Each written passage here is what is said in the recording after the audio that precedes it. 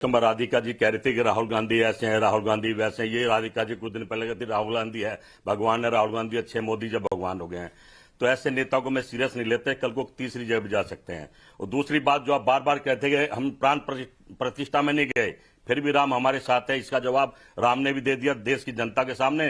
राम राहुल गांधी के साथ खड़े हैं। वहां जो राम भगत थे, नकली राम भगत, उनके साथ क्या हाल हुआ। तीसरी बात जो आप बड़ी जोर जोर से आप लोगों के लिए नहीं, भगवान ने बोला आप नजर में आप हमने वो दृश्य देखे हैं कि आप राहुल गांधी के लिए मिलने के लिए तरसती थी। हमने वो दृश्य देखे अपनी पार्टी में, आप खड़ी रहती थी किस तरह राहुल गांधी मुझे देख ले, बोल रही हूँ इसी तरह राहुल गांधी मुझे देख ले। आज डिबेट इस पर नहीं, मैं मुद्दे पर आता हूँ, मैं डिबेट पर आता हूँ। आज मुद्दे पर तो अपनी बात बता रहा हूँ। वो दौर हमने देखा था वो दौर हमने देखा था। ठीक है राधिका जी, आपने अपनी बात रखी, जगदीश जी की बात पूरी हो जाए, बोलिए। मैं मुद्दे पर आता हूँ, मैं मुद्दे पर आता हूँ। अब मुद्दे पर आता हूँ कि योगी जी कह रहे हैं कि डबल इंजन की सरकार, और मैं समझता हूं दोनों के कारपेटर में कचरा आ गया। अरे नहीं, ये मुद्दा नहीं है। मुद्दा ये है कि कांग्रेस पार्टी को बाबरी ढांचे की तरह बता दिया, जर्जर बता दिया, नारा भी याद दिला दिया। उसी पर आ रहा हूं भाई, उसी पर आ रहा हूं। थोड़ा सुन तो लिया करो, बीच में बोल देते हो भाई, थोड़ा चुप भी रहा करो, आप भी सुना करो। मैं वहीं पर आ रहा हूं। तो अब मैं कहना चाह रहा हूं कि कह रहे हैं इकट्ठे हो जाओ, बटोगे तो कटोगे। अरे भाई, वो हिंदू तो पहले भी इकट्ठे थे, आज भी इकट्ठे हैं। ये भाजपा के हिंदुओं की बात कर रहे हैं, इकट्ठे हो जाओ। पर मैं समझता हूं हर आदमी इकट्ठे हो गए हैं। अच्छा, नहीं, क्या कहा आपने? भगवान हिंदू पहले भी कटे थे, अभी भी कटे हैं। मैंने ठीक सुना जगदीश जी? नहीं, मैं कह रहा हूं नहीं, हिंदू पहले भी इकट्ठे थे। अच्छा, हिंदू आज भी इकट्ठे हैं। आप कट्टे पर मत जाओ, आपका नहीं, ठीक है, मैंने गलत सुना तो मैंने इकट्ठे थे। तो आप थोड़ा हाँ ना, ठीक बात, आपका ध्यान में रहता तो उसने अपने वो कैच कर लिया। ठीक है, तो हिंदू तो अब भी एक है, हिंदू राम के साथ खड़े, राम हिंदू के साथ खड़े हैं। अब सत्ता जिनकी डगमगा रही है, कुर्सी जिनकी हिलती जा रही है, अब उनके हालात खराब हो गए हैं। फिर भगवान राम और मस्जिद पर आ गए हैं। और मैं समझता हूं भगवान राम और अल्लाह एक ही हैं। ये समझने की और भड़काने वाले नहीं, अवधेश जी, ये टारगेट का चुनावी पिच क्या बदल गई है? आपका विश्लेषण, क्योंकि बाबरी ढांचे की तरह जर्जर, नारों की उस समय की याद दिला दी, बहुत कुछ कहा योगी आदित्यनाथ ने, और पिछले 24 घंटे में 2-3 बार कह दिया कि बटेंगे तो कटेंगे। देखिए, इस समय देश में जो राहुल गांधी जी की पॉलिटिक्स है, अखिलेश यादव जी ने कहा, क्योंकि 2013 से ये देखा गया है कि देश में हिंदू समाज थोड़ा जातियों से ऊपर उठ के, क्षेत्र से ऊपर उठ करके और यूनाइट होके कम से कम उत्तर भारत, पश्चिम भारत, पूर्वी भारत में वोटिंग कर रहा है। उसके सामने परिणाम आ रहे हैं। तो उसमें एक रणनीति है कि ये तभी टूटेगा जब जाति में समाज को बांटोगे। तो इसीलिए जो राजकुमार भाटी जी कर रहे हैं पीडीए और हिंदू समाज को एक करने की बात कहना, ये समाज में भेद पैदा करना है। हिंदू समाज के अंदर जातियों की बात करना, ये समाज को एक करना है। ये एक नई परिभाषा हमारे सामने आई है। मैं ये कह रहा हूं कि देखिए, यादव जाति हो, राजपूत जाति हो, सभी जातियों का योगदान है, सभी में योग्य लोग हैं। किसी जाति की थोड़ी ज्यादा संख्या हो, कम संख्या हो, ये विषय बनना नहीं चाहिए। लेकिन ये सच है कि अखिलेश जी का जो राज्य था, और लास्ट में जब गिनती हुई थी तो 86 जो एसडीएम थे, उसमें 56 तो एक जाति के लोग थे। हालांकि मुझे कोई दिक्कत नहीं है, एक जाति के भी लोग थे तो उनकी डिग्री रही होगी, वो कंपटीशन से आए होंगे, गए होंगे, और वो सारी बातें थी। अब इसमें इस समय क्या हुआ है कि अखिलेश जी ने ये देखा है कि भाई इनकाउंटर है, उसमें अगर कोई जादव मारा गया तो जादव का नाम उठाओ, मुसलमानों का नाम उठाओ, और इनकाउंटर को भी जातियों में बांटो।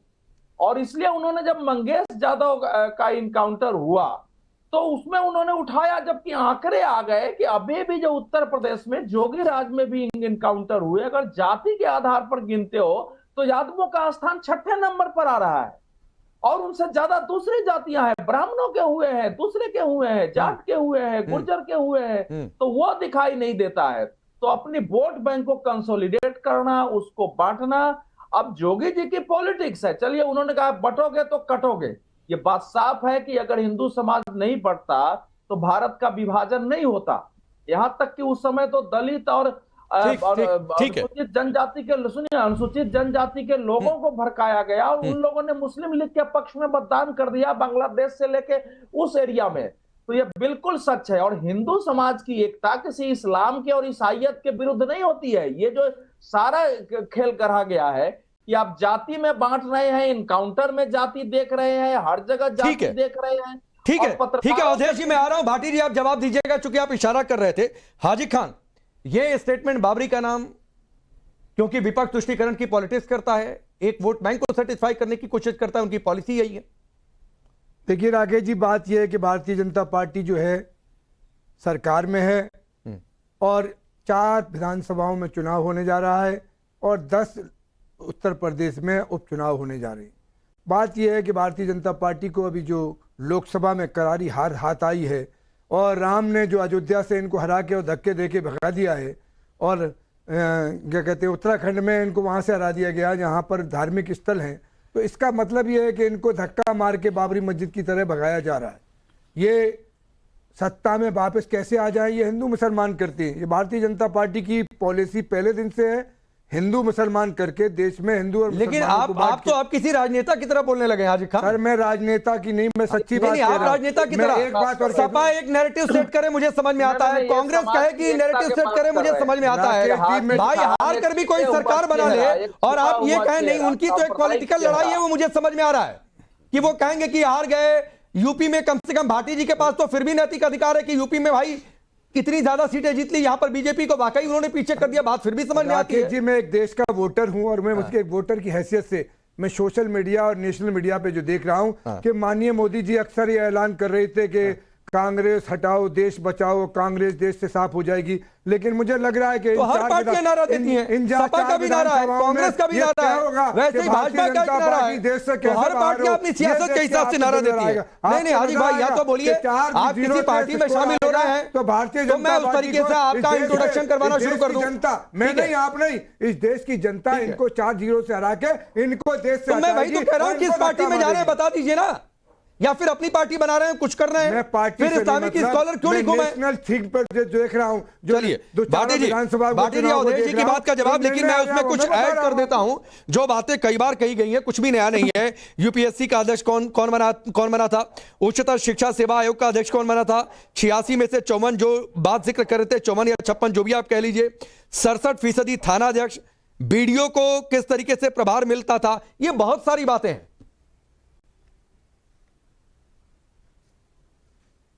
नहीं, मुझे तो दुख और चिंता इस बात की है कि अवधेश कुमार जी जैसा पढ़ा लिखा पत्रकार बीजेपी के नैरेटिव में फंस के अपनी कोई रिसर्च नहीं कर रहे, सच्चाई का पता नहीं लगा रहे, जो बीजेपी ने बोला उसे जो का तो उठा रहे हैं।